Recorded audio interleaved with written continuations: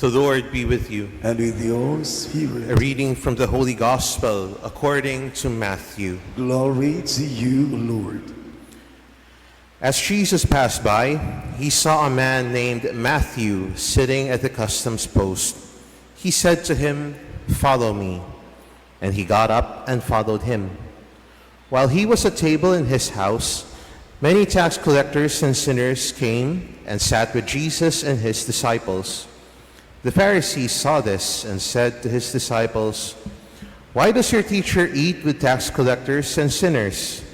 He heard this and said, "Those who are well do not need a physician, but the sick do. Go and learn the meaning of the words, 'I desire mercy, not sacrifice.' I did not come to call the righteous, but sinners."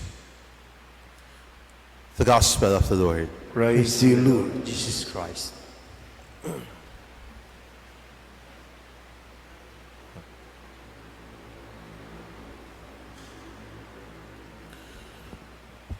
Who among us feel that he or she is unworthy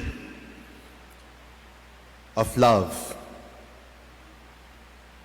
Who feels that he or she is unworthy of mercy, unworthy of life, unworthy of the gifts that we receive, unworthy of forgiveness?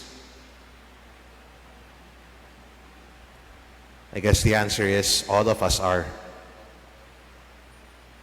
Because because frequently we make mistakes.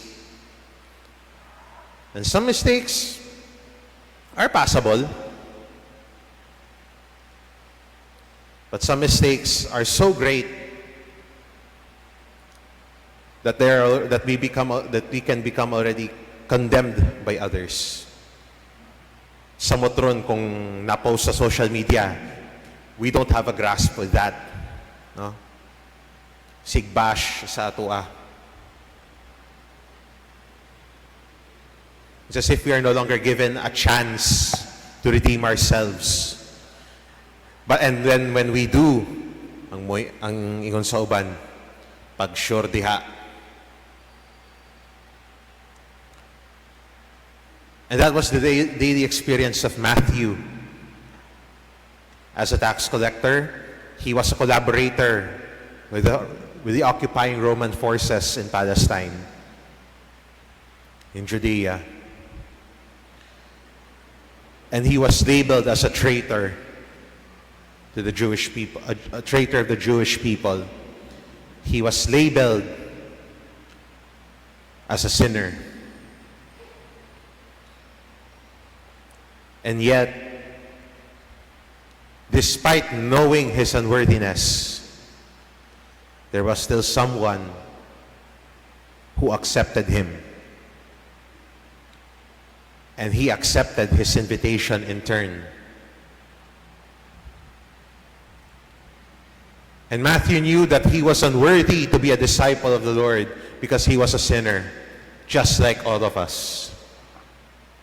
And yet, the Lord still chose him. Because God is a God of chances. God is a God of mercy.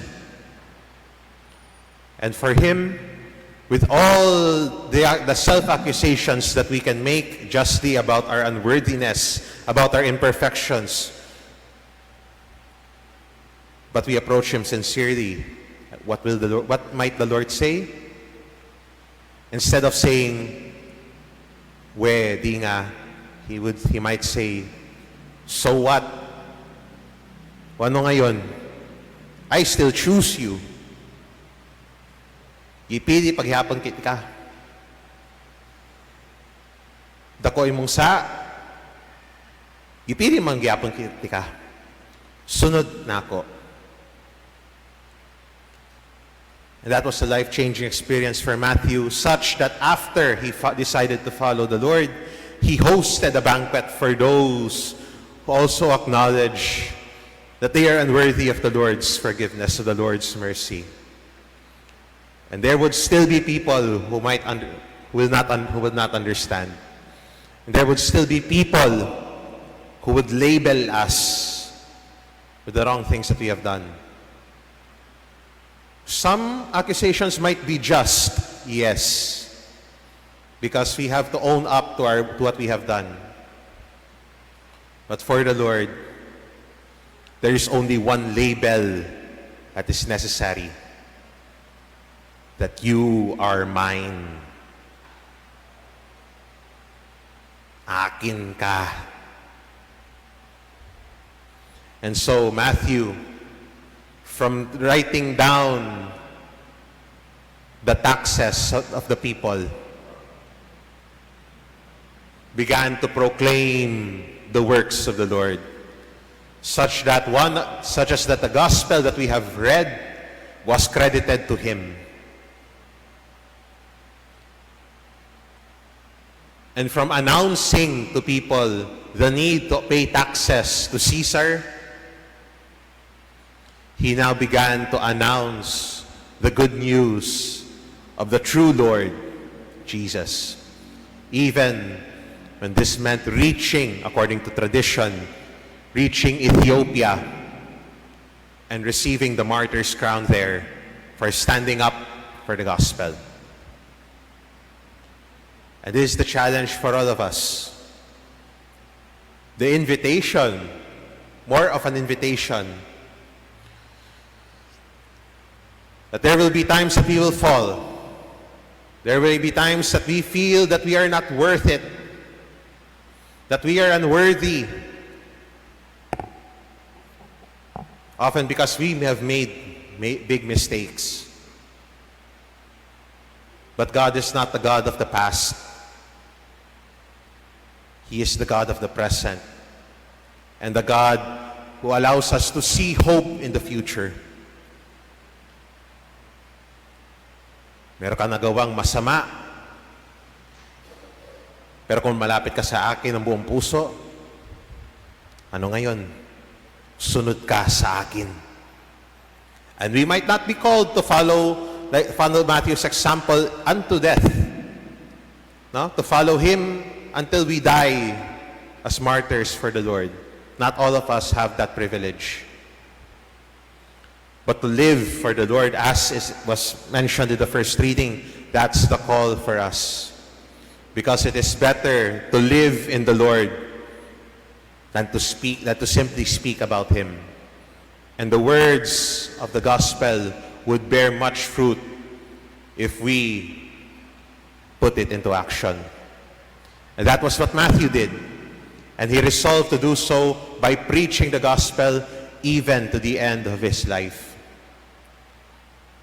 Nautunta, may sama kita kang San Mateo sa pagbuhat niini, sa pagsangyaw sa maayong balita, hangtod sa hangtod.